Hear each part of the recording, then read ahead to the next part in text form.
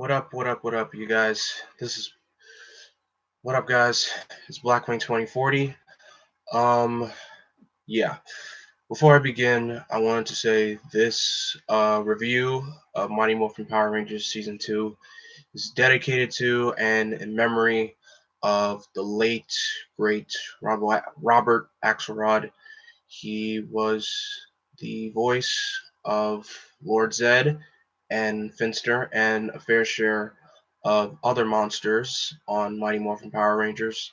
So it's Mr. Robert Axelrod. Rest in peace. Gone but never forgotten. You will be missed. And I know I'm doing this late at wherever you guys may be, but I wanted to get this done and over with as soon as possible. So for those who are here, thank you for being here. If you're not here, then it's okay. This whole thing will be archived so you guys can rewatch it. This is my review of Mighty Morphin Power Rangers Season 2. And I would have done this review sooner, but I was like really battling whatchamacallit. I was really battling a cold throughout this week, guys. So I'm sorry if I if I sound weird. I'm just coming off of one. Like literally, I'm like it's like leaving my system. It's like seriously like a smidge of leaving my system. But but I'm okay. I'm pulling through, and I'm ready to get this season done and over with. So anyway, Mighty Morphin Power Rangers Season 2. It's like I said, Season 2 uh was a bit of a step up, just a bit, but not a big step up, but just a little, just a smidge. Season 2, we got a fair share of new things. We got our first ever original villain, Lord Zedd, which debuted in The Mutiny, which is a first three-parter for the season. The Mutiny is a three-parter that the season premiere. Um, Lord Zedd comes onto the scene at Rita's Moon Palace, and Homie makes a quite an entrance. He he basically berates Rita for not defeating the Power Rangers, and so he puts her back in her dumpster and sends her off. And Goldar basically just rats Rita out for saying like, look, she wasn't listening to whatever I was saying, and she was never doing a good job, so kick out. So Rita kicked the bucket for now, but she'll be back. So yeah, Rita kicked the bucket, and Lord Zedd is in charge, and that leaves Babu, Squat, and Goldar. And if you're wondering where Scorpina is, she only appears once this season and never to be seen ever again. So Scorpina was wasted during this season, guys. That's how much the season was. Okay, so Lord Zedd. Well, here's the thing. The thing with monsters this season, instead of Finster making the monsters, Lord Zedd makes the monsters by zapping inanimate objects or animals, and those become those monsters. And we had a fair share of monster designs because we were still being seen Zoo 2 footage, which was still the new footage that was developed for Mighty Morphin Power Rangers after all the original Zoo Ranger footage had depleted was done. So we got a fair share of new monsters, and they were pretty cool monsters. Now back to the episode. Um, so Zordon tells the Rangers about Lord Zedd and his, who he is and what he's all about. Lord Zedd creates this monster. I forgot the name of the monster. I don't remember it.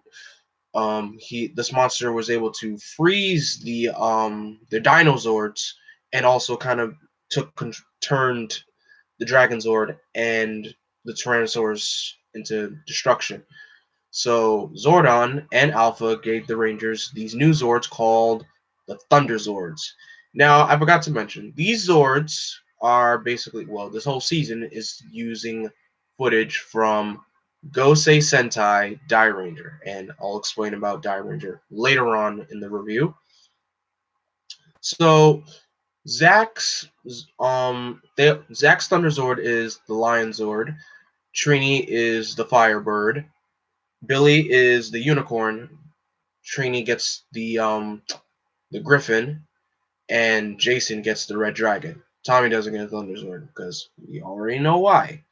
So the new Zords can form together to become the Thunder Megazord, and it's a really good looking mech. Like I said, it's a really cool, good looking mech.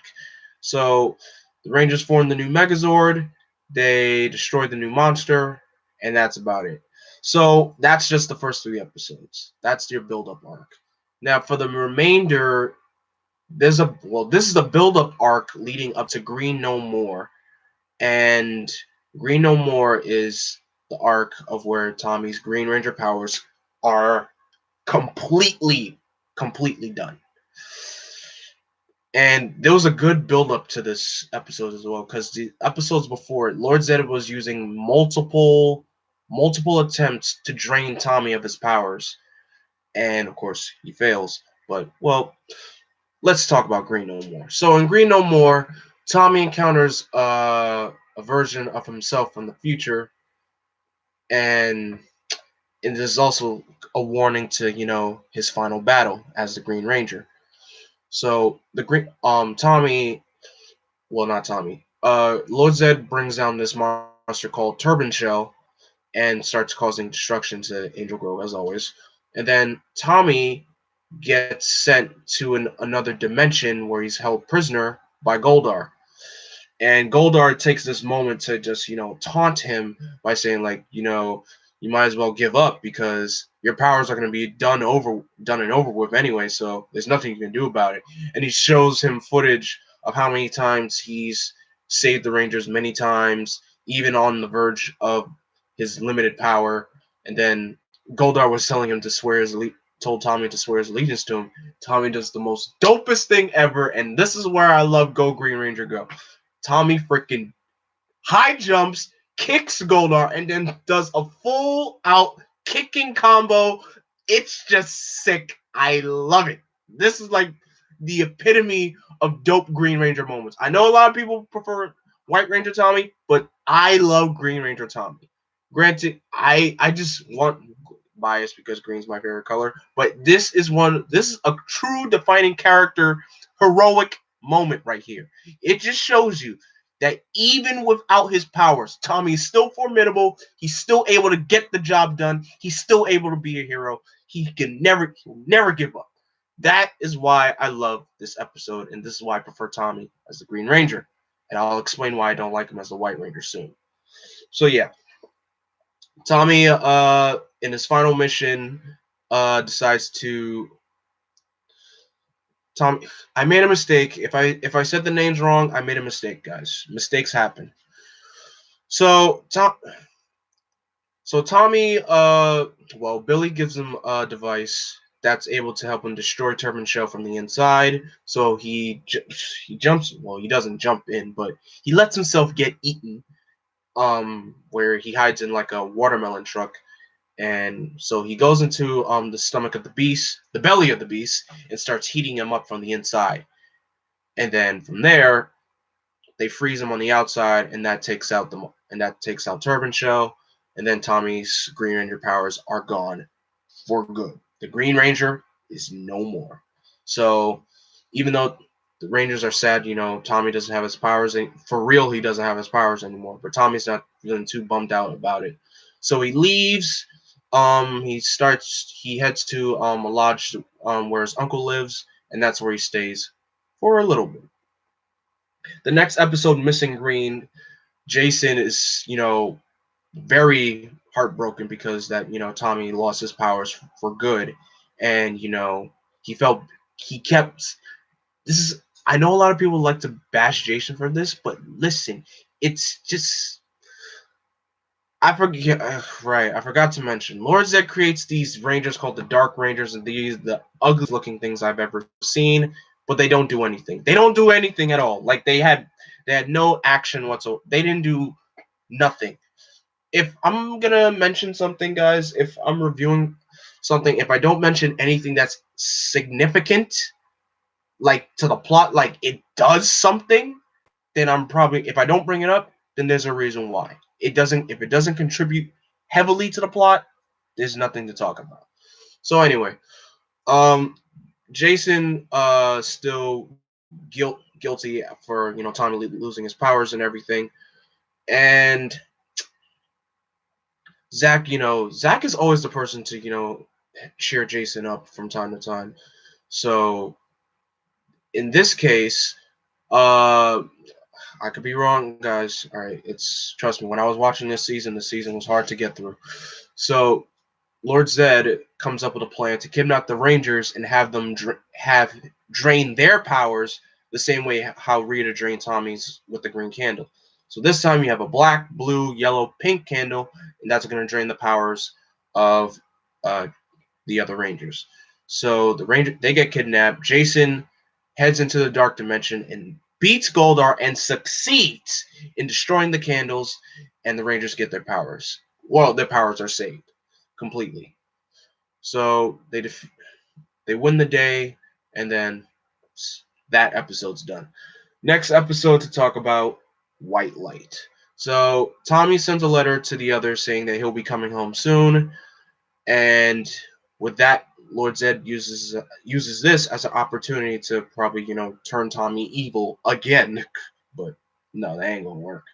So he creates a monster from the sentient statue called the Nimrod monster, and this monster packs a powerful punch to the Rangers.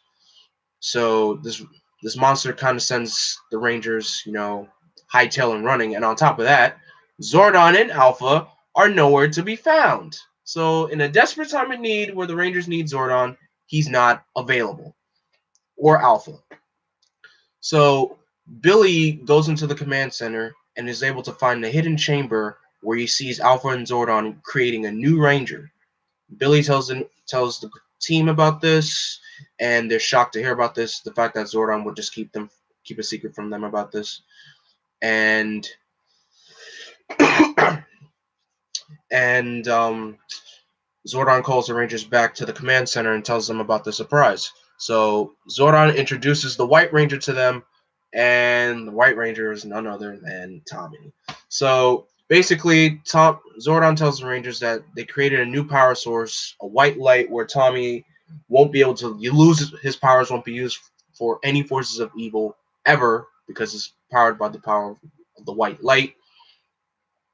And Tommy gets the new sword Saba, and of course this scene right here kind of irks some people.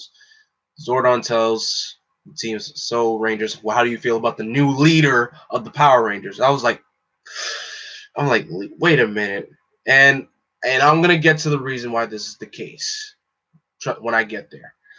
So that's Tommy gets the White Tiger Zord, and Saba is his main compatriot that helps him call the Tiger Zord and helps him, I'm about to say monitor, pilot it in battles. And the White Tiger Zord has two forms, it's warrior mode and its other Megazord mode with the other Thunderzords called the Mega Tiger Zord. And that's also a really cool mech within itself as well. Excuse me, guys. So next, I almost forgot. Rita crash land on Earth, and Bulk and Skull. Throughout this whole season, their basic subplot is to find the secret identity of the Power Rangers. That's their whole plot this entire season. Of course, they still bully the Rangers a little bit. They annoy them, but they don't really full on grab up, bullying any. Well, they bully, but still, they didn't use it that much though, sadly. Yeah, they didn't. But anyway, so yeah, Rita crash lands on Earth. Bulk and Skull think it's gonna help them find the secret of the Power Rangers. They try to get it open, but they have no avail. But Rita steps out, but the Rangers, put her back in the dumpster and they send her back into space. So that Rita's whooshing through the galaxy again. Next episode is the Ninja Encounter, and before I continue this is around the time where Austin St. John, Tui Trang, and Walter Jones left the set because they weren't getting, they wanted raises, but Saban said no. So the three of them walked off set, and for the remainder until the power transfer, we are just put with, reused footage of Jason, Trini, and Zach out of costume, but in battle, we get these terrible, terrible voiceover dubs. They are terrible. Probably the only one that's bearable is Zach's, but Jason's voice, it's very bad, and I can really say the same thing for Trini's voice as well. It was just bad. It was very bad. So, and it's the moments where you had to just, I'll get to that soon.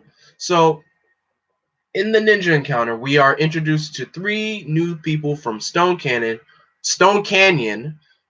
Aisha, Rocky, and Adam, and they participate in this competition, the ninja tournament at the youth center, and gosh, it's been a while. It was last week I was watching this episode. Gosh, so they basically, they win the competition, and they end up getting kidnapped by Goldar. So the other Rangers, Billy, Zach, and Tommy, they have to try to rescue them. And don't worry, Jason, Trini, and Zach are there too, but they don't really do much of anything because they're just replaced with terrible voice dubs. So the only Rangers are getting focus here are Billy, Tommy, and Zach. Billy, Tommy, and Kimberly. That's it. So the three of them, they rescue Aisha, Rocky, and Adam, and then they're forced to reveal their identity to them as the Power Rangers. So they take them to the command center, and Zordon tells them to, under oath, swear that they will never tell anybody who the Power Rangers really are, and they won't. So that's the ninja counter. The power transfer.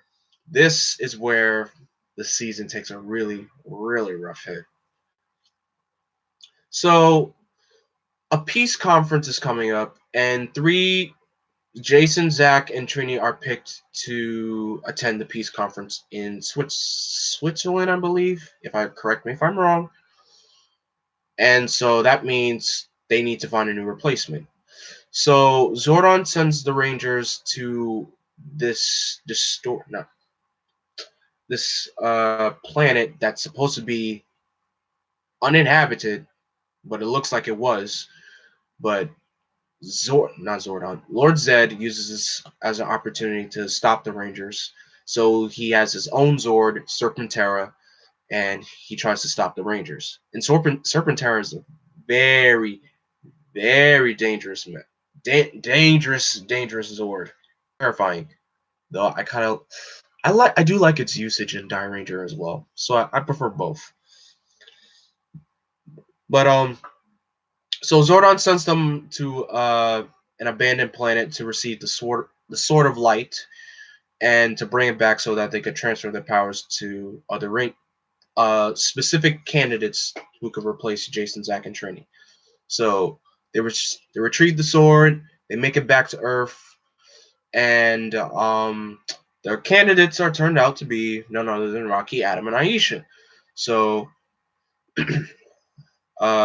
they transfer the powers to them. Jason, Zach, and Trini leave for the peace conference, and now we have a new roster of Rangers: Rocky, Adam, Aisha, Billy, Kimberly, and Tommy. So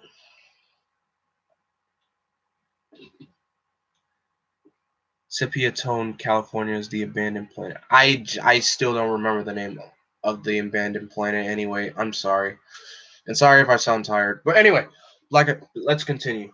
So I can say this new the new team roster, it's good. It's not, I wasn't upset about it. Not all too upset about it.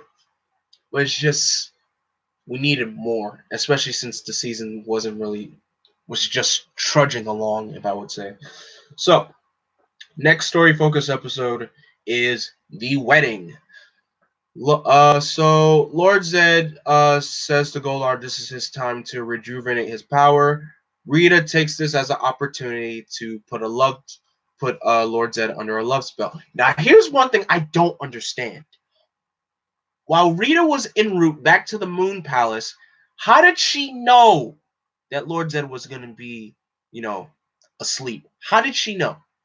That's the one thing I need to know. But anyway, she comes back to the palace. She has Finster create a love potion, and she also has him create a potion, make her look younger. And all that footage, American footage of where you see Rita actually, looking younger, older and younger. The old version, I don't know why I guess it was a cop out, if you ask me. All that old footage was, the Zoo Ranger footage of Rita's Sentai counterpart. And from this point on, we get full-on original American footage of Rita. So Rita she doesn't fuse the love spell. Well, basically, she puts the spell potion into the tube that's rejuvenating Zedd's powers. He wakes up, he sees Rita, immediately falls in love with her, and then immediately they get married, and they have this wedding. Also, Lord Zedd and Rita trap the Rangers in a abandoned I would say it's like an abandoned theater. And also, I forgot to mention, this is around the time production of the show was moved to Australia, because at the time they were filming the Mighty Morphin Power Rangers movie, which will come out in 1995. So yeah, Rita and Zedd get married. They lock the Rangers up in this abandoned theater, and they're also fighting old monsters. I will give this season credit for deciding to reuse old monsters. That I will decide to give them credit for, because I find that it's kind of cool that, for them to reuse old monsters. It's easy, and you don't have to keep making new monsters, having to get the suits and having new monster designs every episode. So that's fine by me. So the Rangers win the day. They leave, but of course they find out that Rita is back, and that she and Lord Zedd are married. All right, so the last story focused episode is Return of the Green Ranger. This is basically like one. I was so amazed when I saw this episode for the first time, back when they showed reruns on TV. So, the Wizard of Deception is an old rival of Zordon. So Lord Zedd calls up the Wizard and has him create a clone version of Tommy using a lack of Tommy's hair. So Tommy is a bit uneasy because he realized that two versions of himself can't, be around. And this clone of Tommy is now able to morph into the Green Ranger. And we have an epic duel between the Green Ranger and the White Ranger, and it was just so epic. Because look, just seeing those two actually duke it out, and just hearing the sparks fly every time their fists or any time their kicks collided, it was just awesome. It was just really awesome. And also, the Wizard of Deception sends the Rangers, the main team, into the 1700s during colonial times of Angel Grove, while Tommy is still in the present fighting off the Green Ranger and the Wizard of Deception. But the Wizard gets the jump on Tommy, and he uses the Green Ranger to summon the Dragonzord, and the Dragonzord starts creating a muck of damage throughout present-day Angel Grove. So Tommy is able to fight off the Dragonzord with, his Tigerzord. You don't really see them collide because it's two Zords from two different seasons, and it's just basically splicing of footage just to make it look real, which is fine, I guess. And Tommy wins, and he defeats the Wizard of Deception by taking his wand, and the Green Ranger's free of the Wizard's spell, but he's kind of disappointed of what he did. So he teleports Green Ranger and himself to the colonial times to rescue the Rangers, and also fend off from the rat rat monsters that were created by the wizard. So the Green Ranger was able to do one last act of heroism. And so since the day is saved, the clone of Tommy decides to stay in the colonial time as Tom Oliver. And the Rangers head back to the present day, and the day is saved. And that's basically the last story-related episode of season 2. This season was a mess. I'm going to be honest. This season was a mess. But let's talk about the characters. This is the last time we see Jason, Trini, and Zach. And with Jason, his last really good, development arc for him was in Missing Green, where he saves his friends from getting their powers diminished. So that was a last good act for him as Red Ranger in the season at the time. But that's, to me, that was a good moment for him. And Zach, I don't really have anything for Zach either, because he didn't really have any focus episodes this season at all. Trini, on the other hand, they tried to do something with Trini because they brought in a character called Richie, who was a new kid in town, and Trini had the hots for Richie. But, of course, with Tui Trang walking off set, this story or plot device got dropped. Because once Rocky, Adam, and Aisha became the replacements, Richie was gone.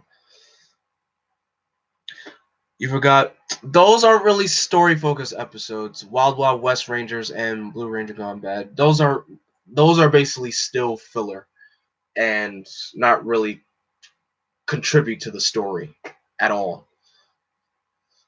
That was a hint. Amy Jo would be leaving eventually. True. But I mean, Wild Wild West Rangers. I didn't really pay attention to it. Look, some of these episodes didn't really contribute because, like I told you guys, MMPR is a lot of filler until season 3. Because I know season 3 has a lot of multi-parters, and that there's a reason for that because that's when Amy Jo decides to leave. But anyway, season 2. Focusing on season 2. So yeah, the whole plot device of Trini and Richie being a thing that got dropped after Tui walked off from the show, and we also have another side character named Curtis, who is Zach's cousin, and the funny thing is Richie and Curtis were potential replacements for New Rangers, but of course that never came to be. But anyway, let's talk about our current team. Rocky. Rocky is a goofball. And I don't like Rocky in this point in time. But of course there's room for development. Because there's one episode of Rocky Loves to Have Fun. I hate that episode. That episode alone just shows that Rocky does not deserve the title of Red Ranger. He did not deserve. That episode alone just shows Rocky don't deserve to be a Red Ranger. Just that episode alone. Adam is really cool. Like, really, Adam is just like one of my favorite Rangers. He's great. He's a really, really skilled fighter. He doesn't. Very underrated, I would say. He doesn't get that much development, but he does get a good amount of screen time. He does get a good amount of of focus episodes, some development here and there, just a little bit. But I would say as we progress, probably once we get to Zeo, we'll see more of Adam's growth. But here, not just yet. Aisha's great because, one, first Yellow Ranger of color. Second, Aisha's also a very underrated Ranger because she doesn't really get used that much as well because she's only in this season, the back half of season 2, and season 3, and she leaves at the end of Alien Rangers. So Aisha, she's a really great character, just very, I would say, underrated and just doesn't really whatchamacallit, she's just not used that much as often, and that kind of also is what hurts the season. It's the writing of how they do some of these characters. The writing does some of these characters very dirty. So yeah, Tommy's the White Ranger now. He's basically the leader of the team. Um, Billy gets his fair share of development. Like he's being more. Anytime there's danger, he's not scared to fight anymore. He's ready for action. And as like halfway through the season, Billy starts to lose his glasses. Like he doesn't wear his glasses anymore. So that's development within itself. Kimberly, she's like I said, she's just there. And of course, she's Tommy's girlfriend. And that's basically it for our team. Um, she has some of the best episodes of season 2 and 3. Okay. Considering that for Aisha, got it. I mean Aisha or Kimberly. Um, as for other character, oh yeah, I already talked about. And Ernie's still around, in charge of the juice bar and everything. Lord Zedd is, like I said, our main focus villain for first half of the season. He's a force to be reckoned with, and I love how he steps into his presence is made into this season. But of course, he gets nerfed because parents did not like his character because he was too scary for children. The character was too scary, so they made his voice sound a little bit more less growling. So, and of course, with Rita coming back in, that made him uh more tame. So that way you have like a villain couple to do things. So I guess that's the only way to just nerf him. But it's Lord Zedd. Lord Zedd's a great villain, really great villain, and that's pretty much all I can say. I mean, Rita's back, so now she's by Zedd's side. There's a moment in this season. There's a moment where she regrets putting Lord Zedd under the giving him the love potion, and Lord Zedd now wants to start having a family, and we already know what happens after that. And that goes somewhere later on. We all know where that happens, but that's besides the point. Having Rita back, I think it was a good, it's a good change of pace, to have two strong villains take care of the Rangers. Of course, Goldar got nerfed to Goldar's pretty much just, formidable foe still, but I would say he's kind of a bit of a bumbling idiot now. Just not on the levels of Squat and Babu. And Finster, he's pops up from time to time, mainly when Rita comes back. And that's about it. Now, if I were to compare this with its Sentai counterpart, Die Ranger, of course, is better because Die Ranger has a better story, better executed, and it's basically has a strong tie to the martial arts culture and the Chinese mythology, which is very interesting. With season 2, season 2 just has so many. It's the production issues that this season had. That's what made it fall apart. Now, what I want to say my rating, I would say season 2 is trash, but it's not all trash. Season 2 is mid. It's really mid. If I wish I could say there's a rate. I wish I could give a rating like right between trash and mid. I don't know what it would be, but if I would say it's like right between trash and mid season 2.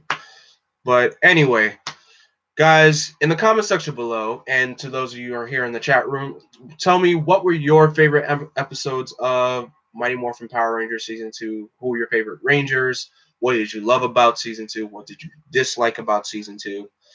And, tell me about that in the comment section below. Be civil about it and respect other people's opinions, please. And stay tuned next time where I cover Mighty Morphin Power Rangers Season 3. I am so ready to get off Mighty Morphin Power Rangers. I just want to get up to Zeo already. I just want to get to Zeo. I really do. But I'm almost there. Just gotta get through season 3 and Alien Rangers. But as always, guys, don't forget to like, comment, and subscribe. And also don't forget to ring that bell to be notified of every video upload or live stream when it happens. So thank you guys so much for watching. And as always, I am Vengeance. I am Darkness. I am Blackwing. Stay golden, and may the power protect you.